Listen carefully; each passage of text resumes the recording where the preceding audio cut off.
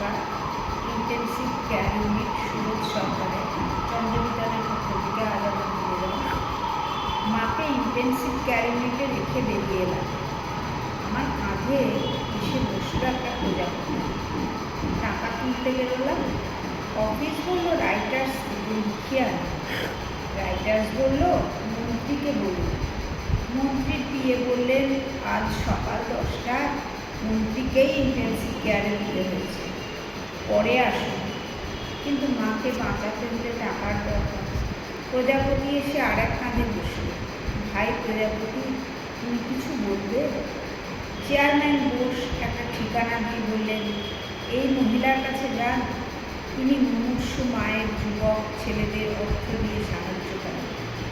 হাতে ঘন্টা দুয়েক সময় নিয়ে যাবেন।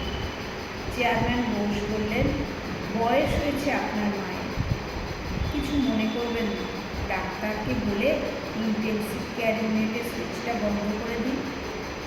ঠিকই বলেছিলেন তিনি, কিন্তু রাইটার্স থেকে বেরিয়ে মনে হলো শুধু রাইটার্স নয়, সেন্ট্রাল এভিনিউ নয়, এপাশে হাওড়া ওপাশে শিয়ালদা, দুটো ক্ষয়ে যাওয়া ফুসফুস নিয়ে গোটা কলকাতা একটা বিরাট ইন্টেন্সিভ কেয়ার ইউনিটের মধ্যে ধপধপ করছে।